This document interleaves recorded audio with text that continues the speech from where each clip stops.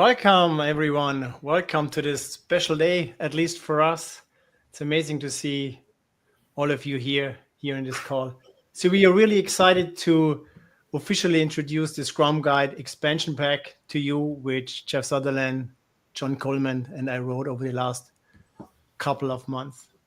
You might have asked, what is the idea behind that? And it is intended to be a practical complement to the 2020 Scrum Guide. It clarifies, it extends, and it aligns with the Scrum in realities where we often see it now these days with modern product development and the new available technologies we see coming up.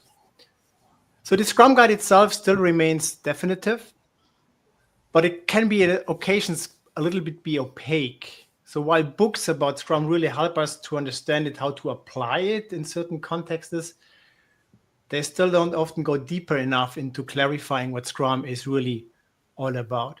So we strongly believe that this document will fill this gap and explain a little bit more behind the ideas behind Scrum in certain contexts and how to apply it. So today we will show you this extension pack, and hopefully you will get some value out of it as well. So the first thing we'd like to talk about is the stronger emphasis on products in Scrum. So this, and I think, probably some of you, if you have attended a training or something like that, it's really this product over project thinking. And I think it has become much more prevalent in the last couple of years, this product thinking over a project thinking. And projects are temporary. Products are ongoing. We have them once we created them until we retire them eventually. So Scrum supports outcome-driven work, not just short-term delivery. And now product thinking is much more emphasized, fully emphasized. And if you really think back now, if I remember correctly, maybe Jeff, you can correct me, but Scrum was shown 1995 at the UPSLA conference in Austin, Texas, in the first form. And we had a product owner since then already. So this product mindset was really clearly emphasized. So that's an important aspect I think you will see in the expansion pack. Now, the developer is now a product developer in this context as well. So a developer, there was always this confusion, developer equals programmer. So we tried to clarify it a little bit more by saying, okay, a developer is now there to help build the product. Could be a programmer, could be a business analyst, or some other skills as well. And each product developer is fully responsible of shaping the valuable outcomes in the same context as we had it before. There's also a clear emphasis now much more on outcome over output. So Scrum isn't really about just delivering features, the amount, the output. And the current guide can be really read as that Scrum is a feature factory. It's about ordering, delivering. There's really no word about that much about outcome. Customer value is what really matters. So it's really about creating meaningful results, outcomes for the end user. And this has been also pointed out in a hopefully clearer way for you. Now, there was always also the problem, like we have a product owner, we have a product backlog, but we build an increment. Now, this we also tried to solve. And so there's still an increment, but there's now also a product artifact. So essentially the increment is what we built iterative and incrementally. So there's no change to the meaning as in the existing Scrum guide. But now essentially once we give it into the hands of the users, it's their product. And the product in that regard should deliver the outcome, the value for the users we are aiming for. So now there will be also a product increment as well. And in this context, it was revealing for us because suddenly we had increment and we had product. And we realized the different quality criteria we're actually looking for in regards to making sure we did it right. So now we have two definitions of done, if you want to think about it this way. So we have a definition of output done, which is, you can think about the classical definition of done. The definition of output done is about engineering standards, code quality, test coverage. But now we also have a definition of outcome done. Now, this is the evidenced and the measurable for the impact for the users and the business. So the product impact we actually are looking for. So again, the definition of output done is for the increment. It's about technical completeness, ensuring the increment is shippable and meets the quality standards we are looking for. So this is about how we develop, how we test, how we integrate, how we document, how we handle non-functional requirements like regulations and other things, how we make sure security is covered as well. So essentially, it's about the product is professionally built of a high quality standard. Now, the definition of outcome done, this is kind of about the real world impact we are looking for. Did we make a difference with what we gave into the hands of the users? And it's much more focused on evidence, kind of outcome value from the user's perspective. And let's say we deliver a feature which is there to cancel a credit card once you lost it or it was stolen. And in the definition of outcome done, there could be something like at least 15% of our users who report a lost card use the in-app capability to freeze their card so they don't call up anymore. And therefore, we also hope that our support volume will drop by 25%, which is a big expense for us. And we hope that the customer satisfaction score stays the same, maybe even goes up because they say it's much more convenient to do it within the app. And the time to resolution decreases from 10 minutes. Maybe you have to be in the line to wait until you have somebody taking care of you to under 2 minutes. So this really shows whether the approach, the implementation of what we have done, and once we gave it to the users and they could work with it, solved the problem, achieved the impact, the outcome we are aiming for. Now, in this context, it's also much clearer that we now also focus on product discovery and validation. And this is covered to one degree through the definition of outcome done. So product creation is more than development. It is also understanding what is the problem we are going to solve, for whom are we going to solve, and how could we do it in a good way, and does it make sense to actually do it? So, if something provides high value and is low risk, well, okay, we are sure about it. Let's just do it. But maybe you have something which you believe provides high value but is high risk. So maybe it could be a smart idea to first run a small experiment to learn to see whether this is meaningful to do, and learn from that and then decide whether to go ahead with it, yes or no. So this idea about having this more closer to Scrum, discovery and validation, helps to validate assumptions, discover what users really need, and avoid waste. This is really an important aspect. And either way, the outcome done in that regard is really our learning checkpoint, and we use that to measure, bring in the metrics as much as possible. We want to favor also in this regard direct evidence. So this is much more clearly stated right now in the Scrum Guide expansion pack in contrast to what we have in the current Scrum Guide. In that context, it's also about the product owner. We want to make clear the product owner is more strategic. Again, going back to the 2020 Scrum Guide, you could read that the product owner is there to mechanically prioritize the product backlog, maybe write tickets, the Jira tickets, and works with the developers. But we believe the product owner isn't a task manager. And in the 2020 guide, as mentioned before, the product owner is often very transactional, like an order taker. So they should become strategic leaders, really balance the vision, work with the evidence, have some ideas, leverage emergence, and make smart decisions based on that. So, and a product owner shouldn't really be afraid to do product management work, because that's what it boils down in the end of the day anyway. Now, vision is back. I always sensed in my trainings that people got confused about the product goal and the vision, and there wasn't too much mentioned about that. So vision is back, and think about the vision as the long-term goal, something which might take years to get there. Now, the product goal, we think it's more midterm. Personally, for me, I think along the time frames of 4 to 6 months, somewhere here like that. And so you have the long-term commitment of the vision, the next one, product goal, and then you have the smaller commitments in regards to the sprint goals, and always kind of anchoring going forwards along those lines. The other thing which came back are the acceptance criteria. They weren't mentioned. And again, there was confusion about that. And often what I also saw is that there was a confusion between what is the definition of done, what are acceptance criteria. And now we clearly describe what acceptance criteria are, feature fitness, but also now hopefully that helps to distinguish between now the definition of output done and the definition of outcome done to make that clear and easier to understand.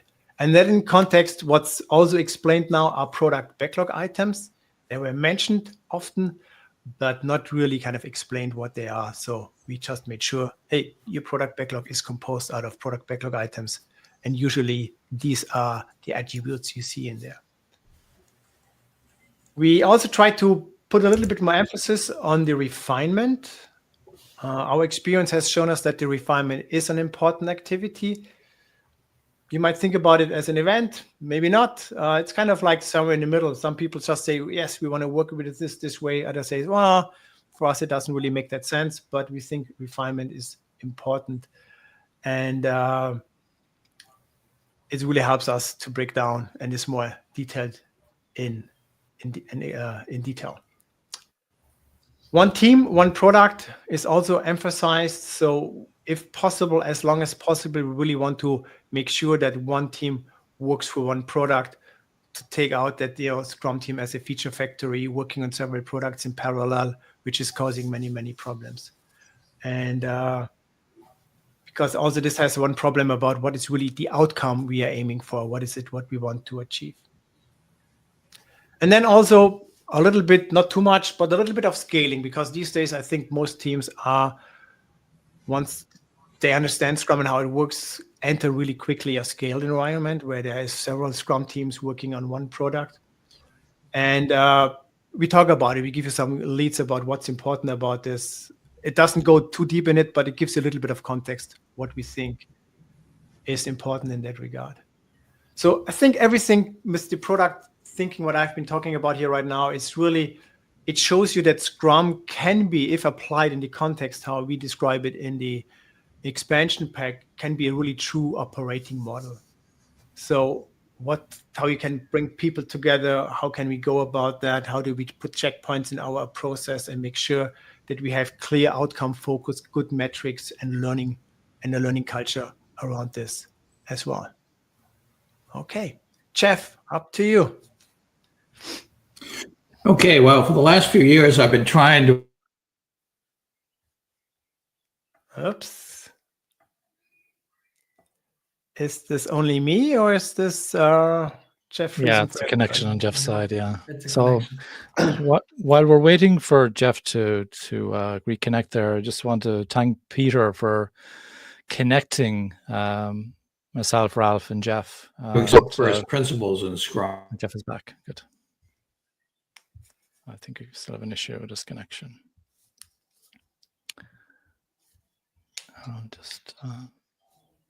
So anyway, Peter was the link person. He connected.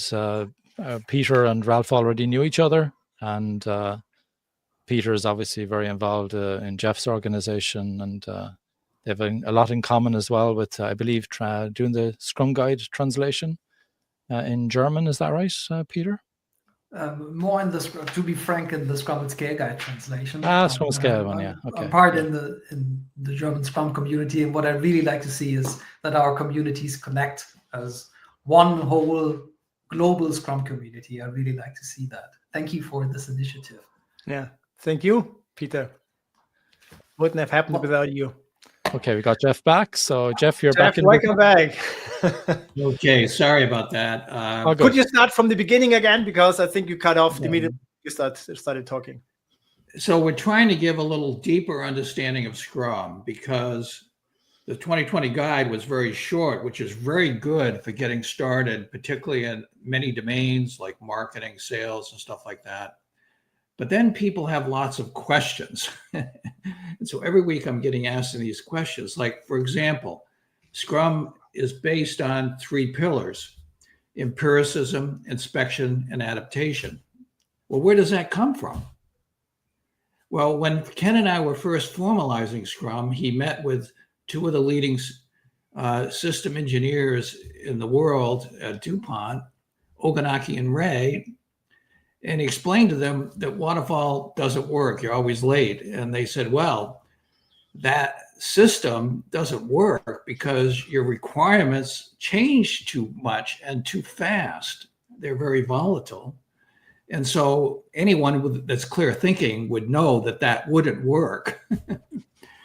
And so then Scrum, Ken explained the idea of Scrum. And they said, well, what that is called empirical process control. And you should read this chapter in our book. So with empirical process control, you have a black box, you have inputs and outputs that you're constantly checking. So you're inspecting, and then based on what happens, then you change your behavior. That's what that's all about. But it turns out that you need to have a special environment of that. So if you dive a little deeper, we have the Scrum values, okay? Why do we say that openness, respect, and courage are so important? Because you can't have transparency without it. So that's where it starts. And then if you're going to inspect to do a really good job, you need to go deep. And so focus is absolutely imperative. And then adapting, you need more than just, okay, maybe I'll do that. You need a commitment to execute. So let's take that down a little lower into physics and mathematics. And if we go there, we go into what I use as John Boyd's energy maneuverability theory, which is a mathematical formulation of how in a fighter aircraft you trade altitude for speed and speed for altitude, and how do you do that in exactly the right way to win, because what we're about is winning. And that's why we've been talking about outcomes, right? It's only the outcomes that make you win. So Boyd says, observe, okay? This is the empirical thing. Then he says, orient. And that is positioning yourself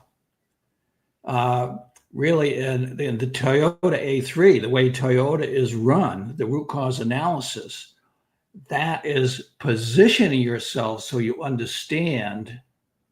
And then once you get that right position, you decide in the intervention. And once you decide, then, as a fighter pilot, the strike is immediate, right? So that speed of execution and then going right back into the cycle. And Boyd used a mathematical theory to then build the F-16 aircraft, which was the only aircraft that was cheaper than aircraft that had come before it and more maneuverable, right? We've never had that since. Everything has gone downhill since Boyd died. So there's multiple levels. When you go down to, we say Scrum is based on complexity, not predictability. Why is that? It's because things are complex. Things are unpredictable.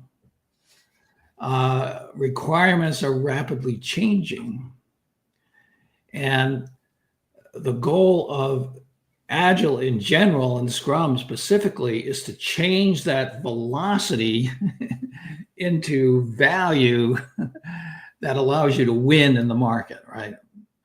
So you're actually using that change to fuel your competitive advantage against your opponents. And so that forces us is into rapid short cycles. And as we inspect and adapt in a cycle, changing what we're focusing on rapidly.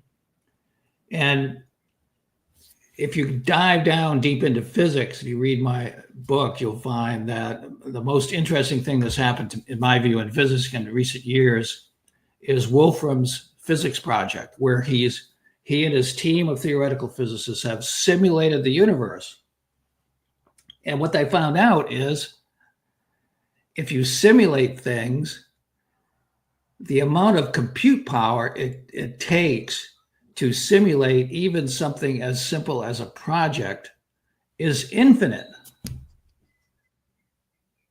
So you can't ever know when the project will be done until you run the entire sequence. That's the way the universe works at absolutely the most fundamental level. Things are really complex down there. And so our whole system, biological systems, have evolved to inspect and adapt. Our brain is an inspection and adaptive mechanism. And the better we do it, the more we survive, right? We don't get eaten by the saber-toothed tiger because we predicted that we should not go there. We should take this other route, right? And that brain, today, we're building mathematical models of the brain to run the robots. And the leading model is called Friston's free energy model of the brain. And what it's based on is the robot runs a simulation, then picks up a part. If something fails, they drop the part, then the simulation broke. Now the robot's got to step back and recalculate. That breakage is called Bayesian surprise. It's a statistical term. And to make the robot run well, we need to minimize Bayesian surprise. So in the background, what I'm trying to get just a little bit into the expansion pack is that the whole point of Scrum is to minimize Bayesian surprise, because when you come to the end of a sprint, if you're not done, now you've got management upset, you've got customers unhappy, the team's depressed. The cost of that Bayesian surprise, the replan, eats up all your ability to improve, and you flatline the Scrum. So there's a pattern. I've been trying to push more of the patterns into the expansion pack called teams that finish early accelerate faster. And that's because the venture groups I work with simulated or actually ran thousands and thousands of sprints and analyzed huge data set to figure out what makes a great team better than an average team. And there's only one point they could find. Great teams finish the sprint early. Average teams are not done with every story in the sprint at the end of the cycle.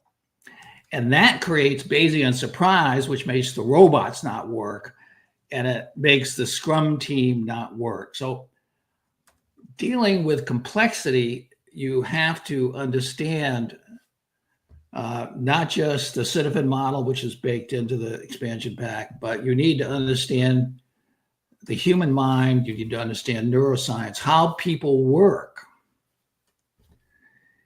And in the world of AI, what we find, I've been running with an AI team, you need multiple AIs. And once you get multiple AIs, they have the same problem as any Scrum team. If they don't talk to one another, they don't perform. So one of my biggest challenges with my AI team has been in building a new product. They took 5 weeks to generate the first release full time. It was heads down with them, 6 AIs. It was painful. Coming into the second release, I was able to teach them the collaboration that we find in Scrum, and they immediately accelerated 500%. They were done in release 2 in 1 week. Release 1 took 5 weeks. And I said, wow, this is the same as happened to the first Scrum team at Easel. Once we figured out the daily meeting and how to collaborate, in 1 sprint, we accelerated 500%. So you actually have to teach the AIs how to do Scrum, and it's very logical to them. And one of the points we want to make in here is that today you really need to be pairing with an AI if you're coding. The level of coding right now. Gemini 2.5 Pro is my lead coder right now. It's at the level of a senior PhD developer. When that Gemini starts going through and tells me how it's thinking through a problem, it actually is teaching me. And so AIs are becoming not just a tool that you prompt. It's becoming a system of thinking that you collaborate with. And so now as I work with the AIs, I'm not telling them to do something. I'm like a good product owner. Here is my problem. What ideas do you have? And invariably, just like in Scrum, the team usually comes up with a better idea than a directive Scrum Master or product owner. The AI will come up with a better idea than I can possibly come up with. And then I'll look at it and then I'll say, let's try that. And boom, 5 minutes later, it works, okay? So getting AI into the enhancement pack is a really important thing, given what's going on right now. Another aspect that we spent some time on is emergence. Why do things emerge? Okay, so then things emerge because of the 3 pillars of Scrum. You're inspecting and adapting. As soon as you inspect and adapt, you see the requirements that you thought you were going to do are now a little different, and you change the requirements. And that makes the product evolve in a direction that's often unexpected. That's the emergence. And we see the same thing happen in biological systems. And in the way evolution works in biology, it works the same way in product development. So we want to talk more and more about how we actually do what John Boyd does.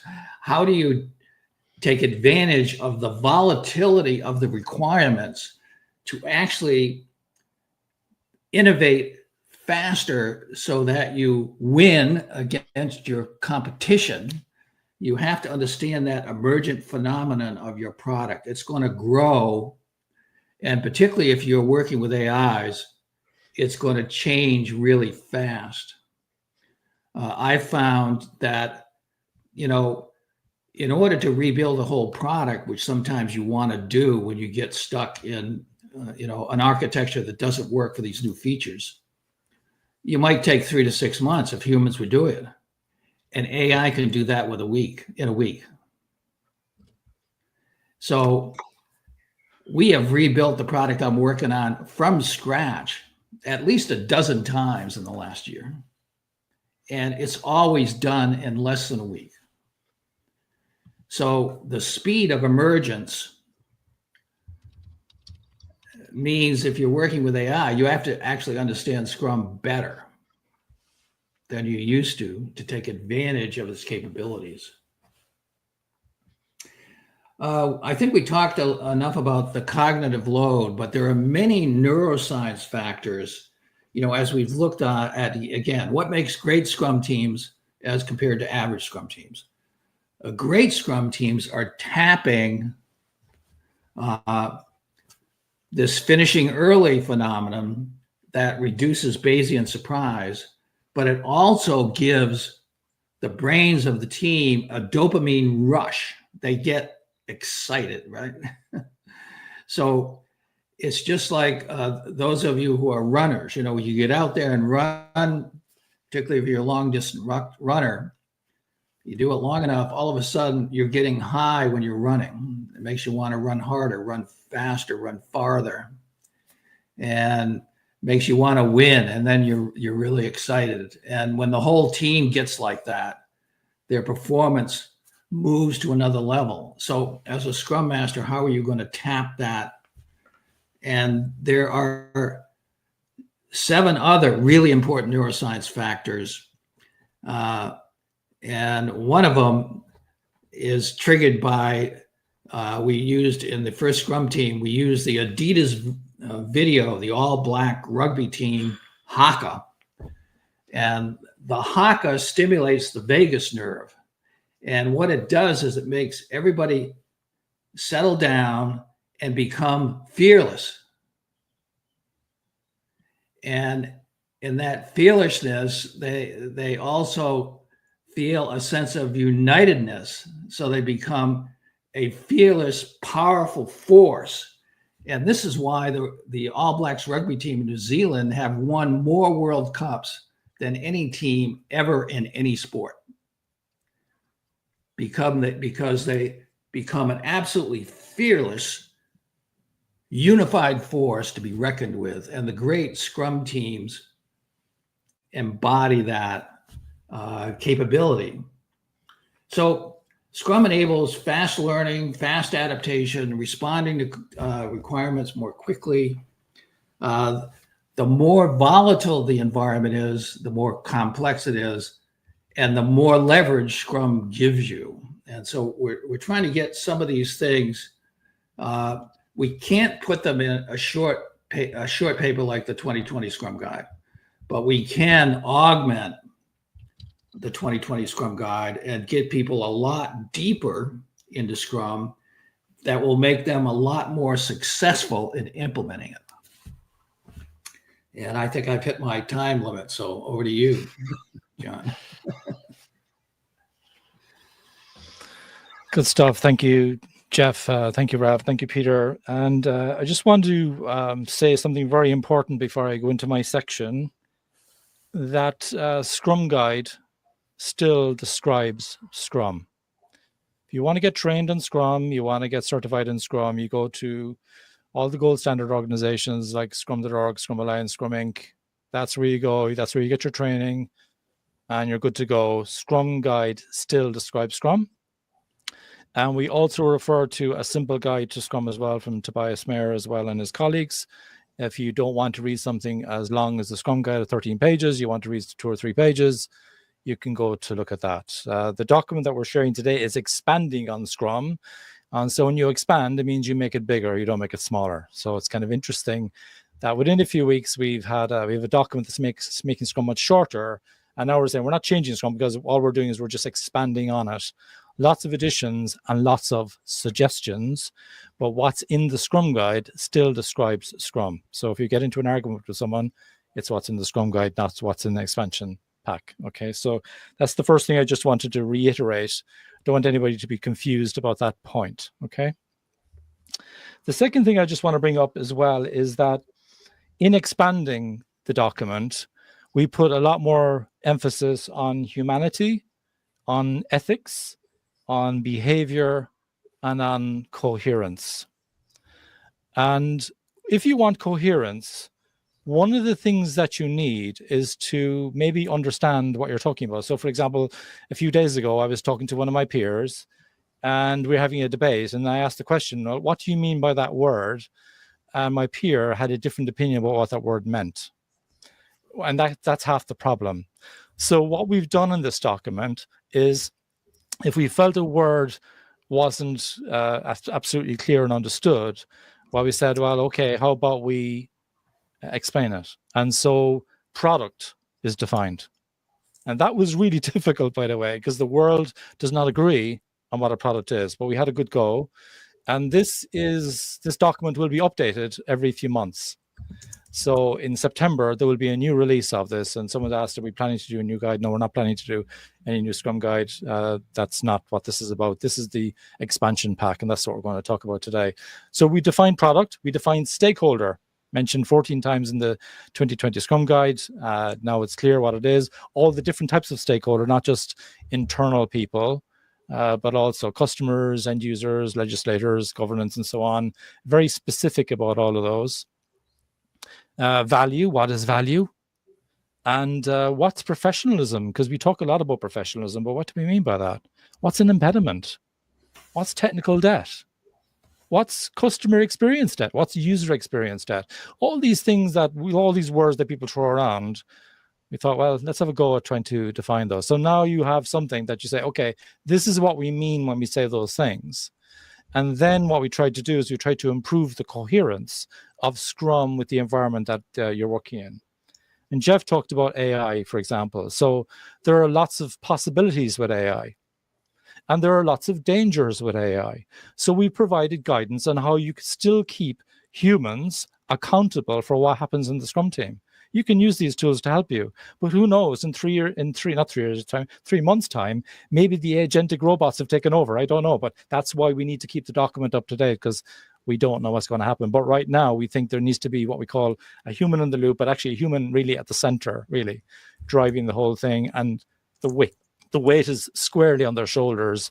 That, yeah, you can use these tools, but don't say, oh, sorry, it was the AI. No, it was you. Like, you're on the team. So that's a really important thing. Also, what we did as well is we looked at the coherence for product management that Ralph was talking about. So instead of assuming that we're delivering value, how about we define value, but also say, well, we're delivering potential value, and discovery is made more coherent with Scrum. You don't have to go to a class to find out how do you mix discovery with delivery. We figured it out. Lots of you have figured it out already, but we wrote it down. So those of you who hadn't figured it out, well, this is kind of an idea without kind of falling into recipes. These are things that you could look at. These are the considerations you should look at. We reduced the friction that there still was a little bit with Kanban. So Jeff talked about finishing work early, which is a really important thing, actually, finishing work early.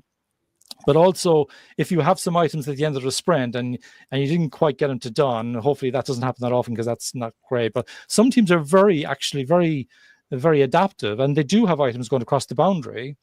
So is it really right for that item to go back onto the product backlog? And in Scrum Guide, it would say you put it back onto the product backlog, you resize it. We're suggesting that, maybe you leave it where it is if you're confident it's going to go into the next sprint. Why would you upset your flow metrics just because, why would you put an item back and reset your metrics? That didn't make much sense to us. So we gave that option there as well. Also, what if you get all of your work to do with the sprint goal done early? What do you do then? Well, then you can keep chasing more work towards the product goal. We're being clearer about that. We talk as well about the different types of stakeholder, but also inanimate stakeholders. Often what happens is what people do is they focus too much on the animate stakeholders, the humans, but also sometimes there's things like the law, for example.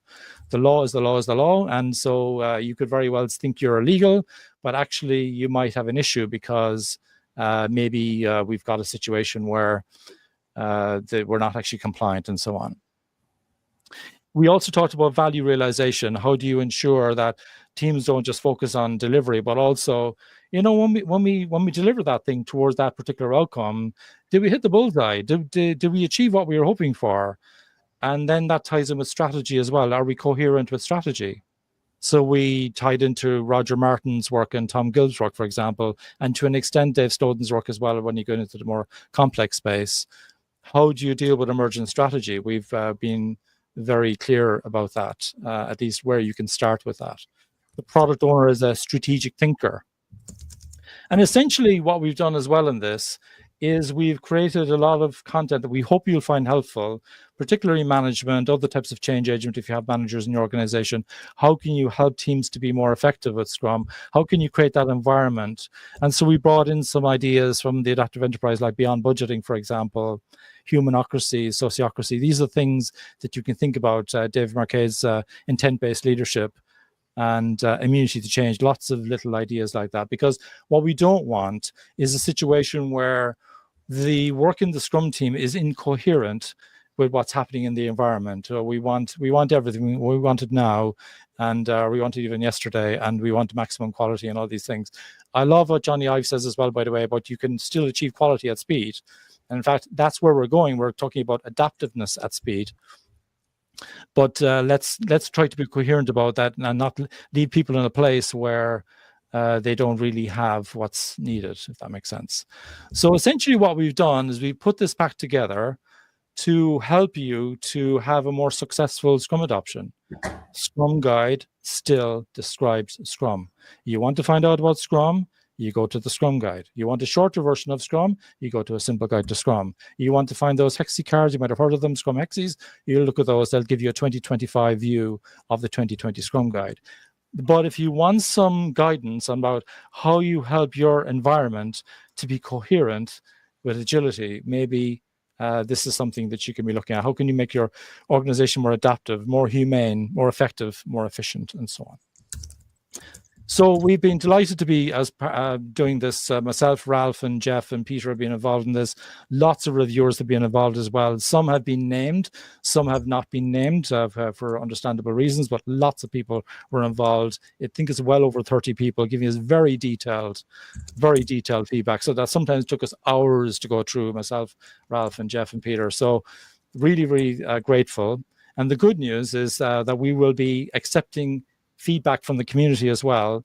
So when we show you the website in a few minutes, you will be able to basically, have a discussion about maybe future ideas for the Scrum Guide expansion pack. So this is for the community. It's we want to be as open as possible to make sure that you can have your say and maybe some suggestions for improvements, or maybe you see some bugs or there's some incorrect references or whatever. So maybe you can check that out. So yeah, so that's my little bit. So I think we've kind of whipped up a bit of interest here, Peter, Jeff, and Ralph. So I think people might be getting a little bit impatient. So, okay. So Scrum is still Scrum, but if you're interested about the Scrum Guide expansion pack, what I'll be doing, and I hope it works, I will paste the URL to the website, and you should see it hopefully in the screen. Give me a second. I click on it. Ta-da, here's the URL. We were promised this site will hold. So go there, read it, download the guide. The English version is available as a PDF in A4 as well as a letter format, and it's online readable on the web page as well. We put everything onto GitHub, so that is also the collaboration tool. And go there. If you have some ideas, feedback, let us know. And going forward, we plan to make frequently releases. So right now we are aiming probably September around to just, because we had many good ideas, we got good feedback. Now it's out in the open. We will get even more good feedback, and we try to bring then these into the expansion pack as well. So have fun reading it. And of course, another question, what is the impact of the expansion pack on Scrum exams? 0 impact. There is no impact. Scrum is described in the Scrum Guide. Scrum Guide is your go-to reference for Scrum. You want to find out about Scrum? You go to the Scrum Guide. You want some suggestions for some additions for depending on your context, you can check out the Scrum Guide expansion pack. You want some more explanations about things, what is a product, what is a customer, what's a user, all these things that we take for granted, check out the expansion guide. Okay, so it's not for everyone. We appreciate that. It's going to be really kind of targeted at curious change agents, including managers. And so, maybe you want a simpler document. That's fine. That's why Scrum Guide is still there. That's why we have other sort of resources, materials, and so on. But if you're curious, the document is well referenced. So not only is it bigger than Scrum Guide, it also has references with hyperlinks and books. So I'm sorry, we've opened some doors and windows into other stuff that maybe you might want to learn about. So, because there's a lot to learn. We tried to do our best to condense it into the document. So Jeff, any comments from you before we wrap up today? And I'll have a chat with Ralph as well and Peter. I would just echo what you just said, that under the Creative Commons license for the Scrum Guide, anybody can create a document about the Scrum Guide as long as they reference the original, which is what we've done here. And in fact, there are several individuals that have created very good documents of this type about the Scrum Guide. And we've even referenced, I think, 2 of them in the expansion pack. I think the expansion pack is useful because all of us have spent a lot of time actually creating the 2020 Scrum Guide with Ken. Okay, so we really know a lot of what's important. And we also know a lot of what we had to leave out that is now confusing people. We're trying to, put a little bit of more stuff in there to make it easier to adopt for some people. Thank you, Jeff. Ralph, what about you? Well, it was an interesting journey. So it started off with the working on the Scrum.org axis, realizing things have moved on since 2020, and going through all of that and working with we reached out to all trainers from different organizations, people using Scrum on a daily basis, other people collecting the feedback, bringing all of that in here, and it was a really interesting journey, which started probably last year in August, so it took us quite some time. So there's lots of manpower, lots of work, weekends, nights in there. So hopefully you get something out of it. And if there's something you don't like, something you want like to have changed, go to GitHub and let us know about it. We didn't emphasize that this is going to be an evolving document, something that I've always wanted to do, and it's going to go up on GitHub, right, John? So yeah, that's right. Anybody can submit a proposal for change to GitHub, or if they don't know how to use GitHub, they can probably send it to us. And so, John, you're thinking maybe quarterly updates to this document are kind of standard. Things are evolving too fast right now, in my view, to not evolve this document on a regular cadence. Yeah. It should be a living document, going with the time, new ideas, new technology, whatever emerges, we'll handle it. We want to handle it.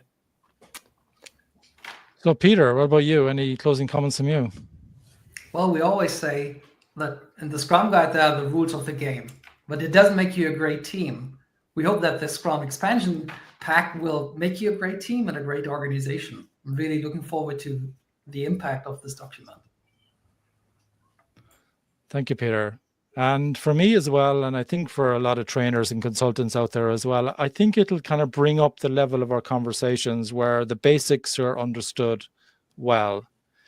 And instead of maybe people coming to people like ourselves here on this live stream, maybe what's happening is you already understand all those really good topics, and now you're trying to up your game to the next level. How can we actually improve the coherence of our Scrum adoption and other types of adoption in your organizations? How can we work better with product management? How can we use these AI tools? How can we make sure that we've got a humane environment where people can be effective at the lowest costs and be really adaptive to market needs, and not just external customers and users, but also internal stakeholders, because there's a level of tension as well also with internal stakeholders.